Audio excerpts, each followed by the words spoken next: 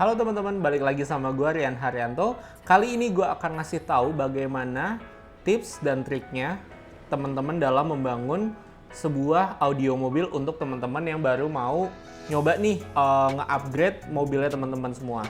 Nah, kali ini gue akan ngebahas tips tentang upgrade audio untuk teman-teman pemula yang baru mau nyoba meng-upgrade mobilnya teman-teman. Yang pertama, teman-teman harus punya tujuan. Bagaimana sih ya, nggak cuma tujuan dalam hidup doang sih sebenarnya. Tujuan untuk membangun audio juga harus teman-teman ketahui sebelum teman-teman mulai mengupgrade audio mobilnya teman-teman. Yang kedua, tentuin budgetnya. Jangan sampai over budget nih. Misalnya teman-teman cuma punya budget 10 juta. Tapi begitu teman-teman masuk ke sebuah toko audio mobil, teman-teman malah over budget gitu. Tapi tentuin dulu teman-teman tujuannya seperti apa, terus budgetnya berapa. Nah, jadi teman-teman bisa mengetahui bagaimana keinginan teman-teman untuk mengupgrade mobilnya, apakah bisa sesuai sama budget yang teman-teman punya. Nah, selanjutnya gue akan ngebahas bagaimana langkah awal membangun sebuah audio system yang ada di mobil teman-teman.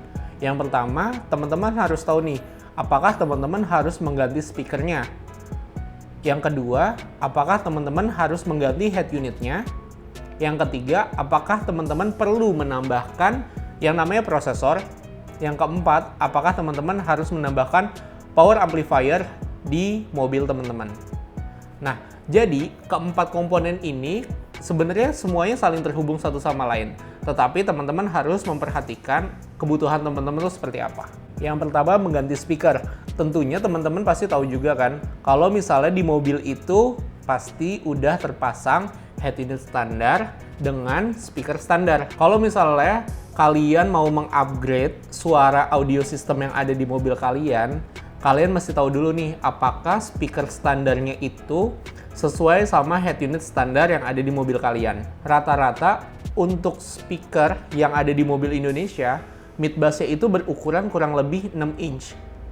Kalau misalnya kayak mobil Toyota Rush, itu kemarin saya nemu bahwa mid bass-nya dia itu hanya sebesar 5 inch. Jadi mempengaruhi kualitas suaranya. Yang kedua, apakah teman-teman perlu mengganti head unit teman-teman dari head unit standar menjadi head unit aftermarket. Untuk head unit standar biasanya outputnya itu sebesar 15-20 watt.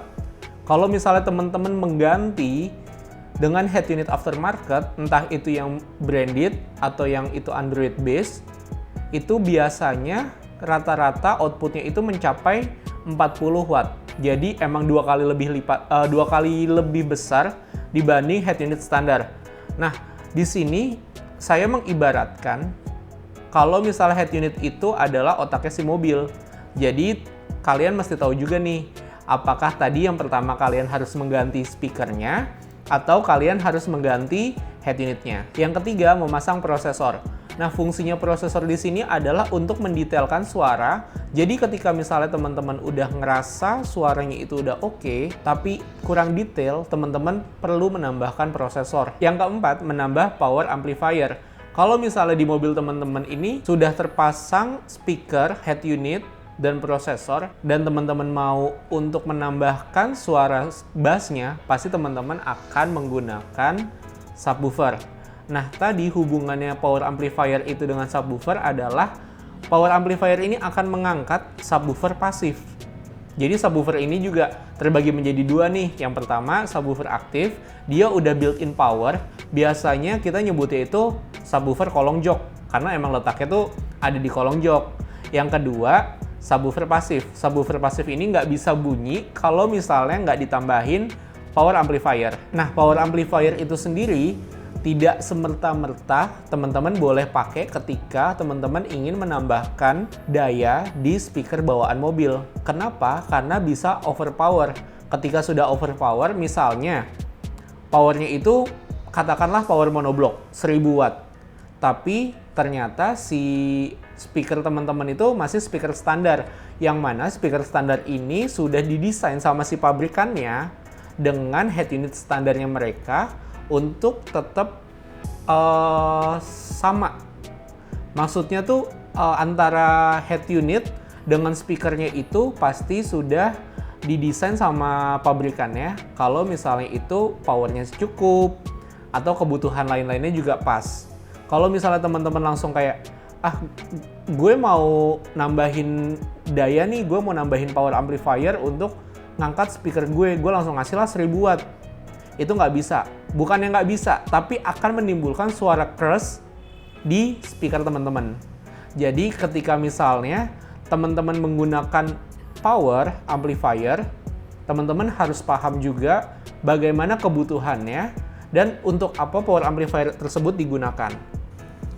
Nah, sekian tips dan langkah awal membangun audio untuk pemula versi saya.